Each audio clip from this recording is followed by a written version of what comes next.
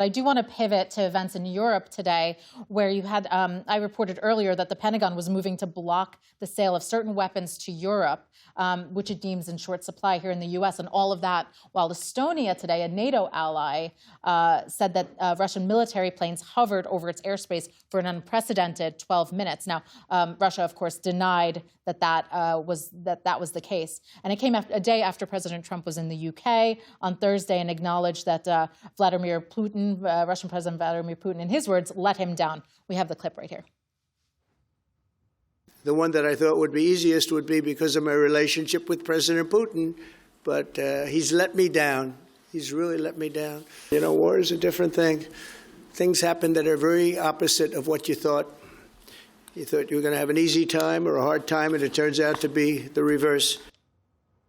Zolan, take us into the White House thinking about where we go from here in terms of trying to find a resolution to this conflict. Well, first of all, those comments are a lot different than I'm going to end the war in 24 hours from the campaign, right? And you're seeing the president now meet something that it seems he's realizing is quite complicated. Almost self-reflection. He thought that he could use his relationship with Vladimir Putin, and he said this, to bring this war to an end and to bring peace, despite the warnings of members of his own party that warned that Putin could be playing his administration. The frustration is, there's clear frustration here, right? You know, at this point, you're seeing the administration now say, in terms of steps ahead, that they want European nations and these NATO members to move ahead with stop purchasing Russian oil, right, and to cut off like Russia's energy supply more. And then you could see this administration move forward with more sanctions. They've indicated. However, we've heard that before too, right?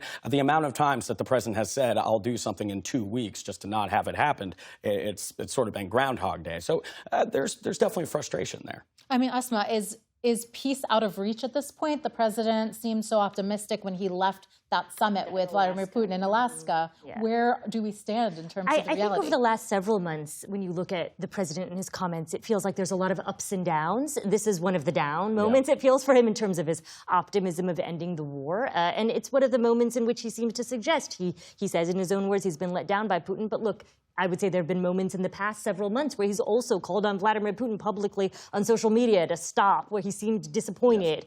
So his, I think, mood and attitude ebbs and flows. So in terms of whether or not there's peaceful resolution, look, I think that the clearest thing we can say is that this conflict is proving much, much more difficult for him to conclude than he ever thought during the campaign cycle and than he ever promised. Since you're with BBC News now, in the minute we have left, just talking about what the alliances are perceived like now with President Trump, where he kind of is hot and cold on alliances and how he wants to work with Europe. What are you hearing from your colleagues and from your reporting? I mean, look, I think that one of the things about President Trump that we've seen, we saw him in London just this past week, meeting with the British Prime Minister. I think one of the interesting things I noticed from the Brits is that President Trump and Starmer are so ideologically different, but they seem to get along decently well. As President Trump himself has said, he was very public in talking about some of their disagreements.